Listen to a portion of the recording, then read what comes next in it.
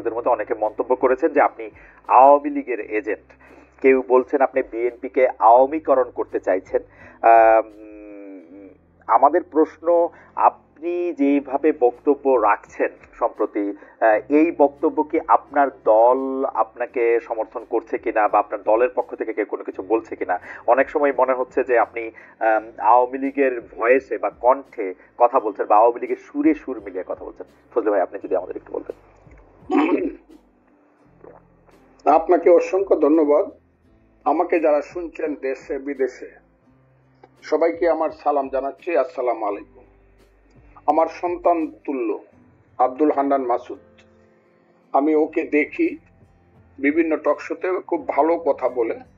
আমি তাকে আমি আমার পরম স্নেহ এবং আদর জানাচ্ছি এবং তার সফলতা কামনা করছি। আপনি যে প্রশ্নটা করেছেন, এক নম্বর হলো আমি আওয়ামী লীগের সুরে কথা বলি, আমার দলকে আওয়ামীকরণ করার চেষ্টা করছি। এত বড় মানুষ যে আমার কথায় বিএনপি আওয়ামী লীগের আওয়ামীপন্থী হয়ে যাবে, তাহলে তো আমার মতো এত বড় মানুষ আর এই দেশে নাই। আসলে আমি যদি আমার দলের বিরুদ্ধে কথা বলতাম, তাহলে তো আমার দল তো একদিন আমাকে জিজ্ঞাসা করতো।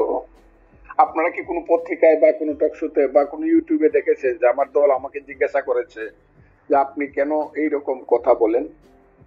কারণ আমি জানি আমার এই দলটি, বিএনপি, একটা লিবারেল ডেমোক্রেটিক ফ্রন্ট বা প্ল্যাটফর্ম, পার্টিও বলে অনেকে, লিবারেল ডেমোক্রেটিক। এই দলটি গড়ে উঠেছে একজন নেতার নামে, বা একজন নেতা যার নাম শহীদ প্রেসিডেন্ট জিয়াউর রহমান। উনি দলটি প্রথমে উদ্যোগ নিয়ে গঠন করেছিলেন। তখন আমি ওই দলে ছিলাম না, এটা না থাকাটা কোনো অপরাধ না। আমি তখন ছাত্রলীগের প্রেসিডেন্ট ছিলাম বা ছাত্রলীগ করতাম বা আওয়ামী লীগ পন্থী বা বঙ্গবন্ধু, সেটা ভিন্ন ব্যাপার।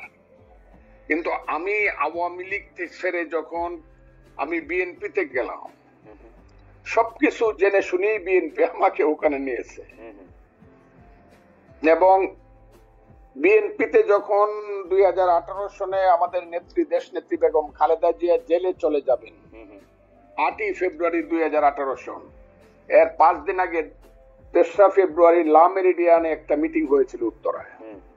ওখানে বাংলাদেশে শুধু আমাদের নেত্রী, দেশ নেত্রী বেগম খালেদা জিয়া সবাইকে বলেছে, আমি শুধু আজকে একজনের বক্তব্য শুনবো, ফখরুল ইসলাম আলমগীর, তুমি অ্যাডভোকেট ফজলুর রহমানের নাম ঘোষণা করো।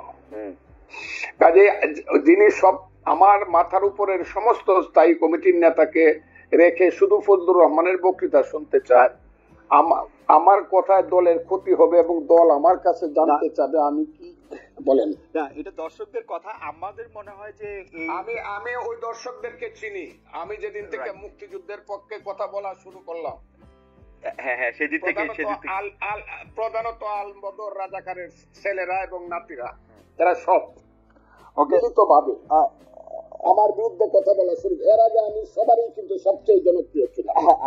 এই দেশে যে 5ই আগস্টের আন্দোলন হয়েছে, আমি চ্যালেঞ্জ করলাম, মাসুদ স্বীকার করে, আমার সন্তান তুল্য স্বীকার করবে জানি না, দেশের ভিতরে আমি হাসিনা সরকারের বিরুদ্ধে যা করেছি এবং বলেছি, কোন বাচ্চা বেটার সেই বুকের পাটা নাই, প্রত্যেক মুহূর্তে মৃত্যু চিন্তা করে সব কথাগুলো আমি বলেছি। ঠিক আছে ফজলে ভাই, এত কথা আমি শুধু 2-3টা জিনিস একটু খালি ক্লিয়ার হওয়ার জন্য। এক হচ্ছে যে আমিও আপনার সাথে একমতে, হয়তো আপনার কথাগুলি জামায়াতের এগেইনস্টে গেলে জামায়াত এবং তার ছাত্র সংগঠনের লোকেরা নানা ধরনের কথা বলতে পারে।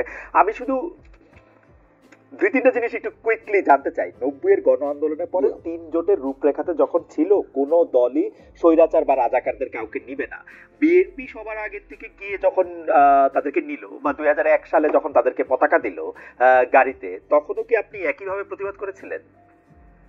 আমি প্রতিবাদ করা না করার প্রশ্ন না, তখন আমি বিএনপি করতাম না। তখন আমি বাংলাদেশে কৃষক শ্রমিক জনতা লীগ নামে কাদের সিদ্দিকী সাহেবকে নিয়ে, বীরুত্তমকে নিয়ে আমি একটা নতুন দল করেছিলাম, যার নাম কৃষক শ্রমিক জনতা লীগ।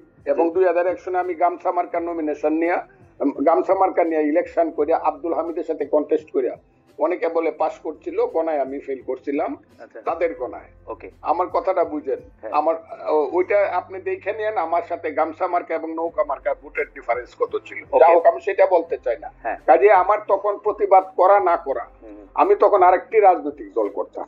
এখন যদি আপনি আমাকে আইসা 26 বছর পরে জিজ্ঞাসা করেন না। আপনি প্রতিবাদ করছিলেন কিনা, আমি তো সেদিন বিএনপি করতাম। ওকে, এটুকু আমার জানা ছিল। আপনি যখন বিএনপিতে জয়েন করেন তখন কি এই ব্যাপারগুলিকে এভাবেই দেখে আসতেছেন? তো আপনি যখন বক্তৃতা দিচ্ছেন, বেগম জিয়াও শুধু আপনাকে শুনতে চাচ্ছেন, তখনও কি আপনি এই ব্যাপারগুলিকে এইভাবেই পাশে আসছেন? কেন আমি এই প্রশ্ন করছি, আমরা কিন্তু দেখেছি যে বিএনপির বর্তমানে যিনি ভারপ্রাপ্ত চেয়ারম্যান আছেন, তিনি বঙ্গবন্ধুকে পাক বন্ধু বলেছেন একাধিকবার। তো সেইটা আপনার রাজনীতির সাথে ঠিক নাকি বিএনপি একটি বহু মতের দল? আমি বলি বিএনপি, আমি বললাম বহুমতের প্ল্যাটফর্ম। এখানে অনেক ফুল আছে এই বাগানে, আচ্ছা। অনেক ধরনের ফুল আছে। ওকে আমি সেখানে গেছি এবং কথা বলেই গেছি। তখন তারেক রহমান সাহেব দেশে ছিলেন না। ওকে আমি যখন বিএনপিতে গেছি, দুনিয়ার কেউ বিএনপি করে না 2006 সনের নভেম্বরের পরে। আমার কথাটা খুব বুঝার চাই, কেউ বিএনপি করে না। জামাতও বিএনপি থেকে সরে গেছে।